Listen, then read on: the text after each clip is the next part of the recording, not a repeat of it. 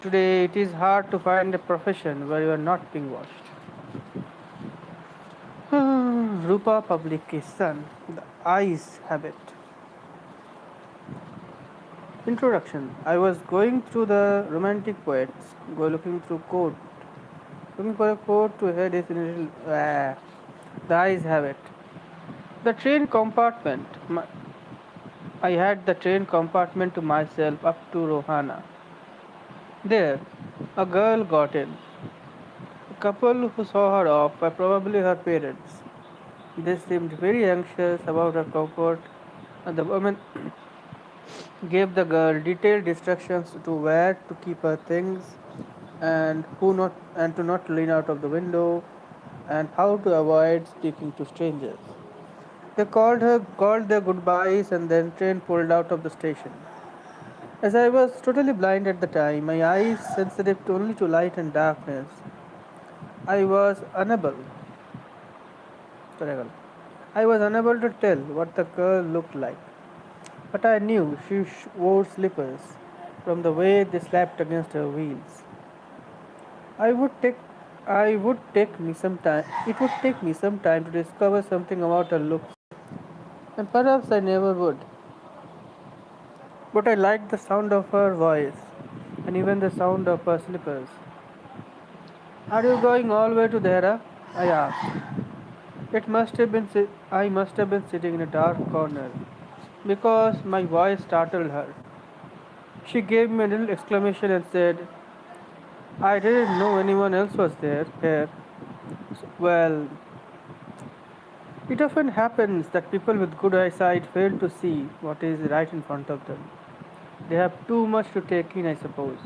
Whereas people who cannot see or see very little have to take in only the essentials, whatever registers tellingly on their remaining senses. I didn't see you either, I said. I heard you come in. I wondered I would be able to prevent her from discovering I was blind. Provided I keep to my seat, I thought it shouldn't be too difficult. The girl said, I am getting off at Saranpur. My aunt is meeting me here. There. Then I had bet. Then I had better. I had better not. Then I had better not get too familiar. I replied. Aunts are usually formidable creatures. Where are you going? She asked. To Dehra, and then to Mussoorie. How lucky you are. I wish I was going to Mussoorie. I love the hills, especially in October. Yes, this time is the best, I said, calling on my memories.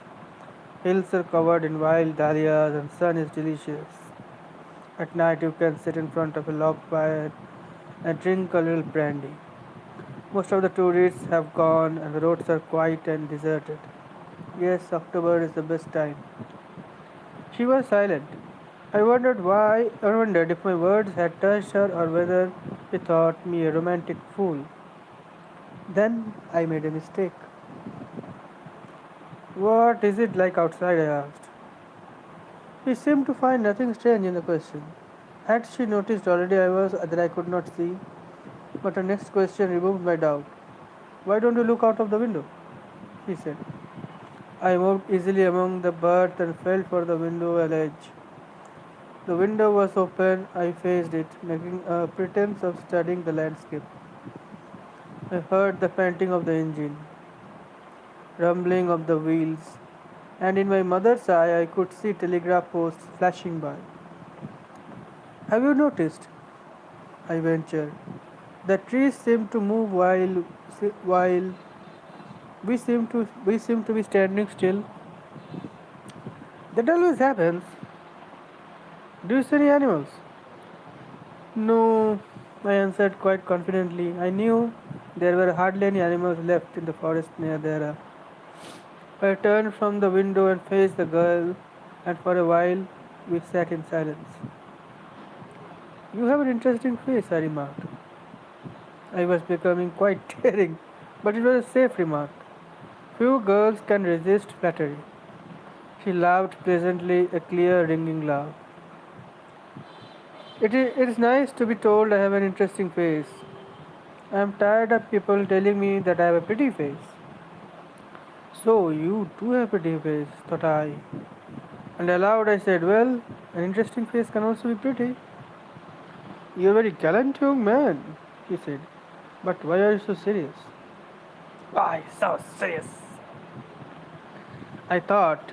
Then I could then that I would try to laugh for her, but she thought of laughter only made me feel troubled and lonely. We will soon be at your station, I said. Thank goodness, it's a short journey. I can't bear to sit in a train for more than 2 to 3 hours, 2 or 3 hours. Yet I was prepared to sit here almost any length of time just to listen to her talking. Her voice had the sparkle of a mountain stream. As soon as she left the train, she would forget our brief encounter, but it would stay with me for the rest of her journey and for some time after. The engine's whistle shrieked, carriage wheels changed the sound and rhythm. The girl got up and began to collect her things. I wondered if she wore her hair in a bun or if it was plaited. Perhaps it was hanging loose over her shoulders, or was it cut very short? The train drew slowly into the station. Outside there was shouting of porters and vendors, and a high-pitched female voice near carriage door. The voice must have belonged to girl's aunt. Goodbye, the girl said. She was standing very close to me, so close that the perfume from her hair was tantalizing. I wanted to raise my hand and touch her hair, but she moved away. Only the scent of perfume still lingered where she had stood. There was some confusion in the doorway. A man getting into the compartment stammered an apology. Then the door banged and the word was shut out again. I returned to my berth. The guard blew his whistle and we moved off. Once again, I had a game to play with a fellow new traveler. The train gathered speed. The wheels took up the song. The carriage groaned and shook. I found the window and sat in front of it, staring into daylight that was darkness for me. So many things were happening outside the window. It could be a fascinating game, guessing what went on out there. Man who had entered the compartment broke into my reverie.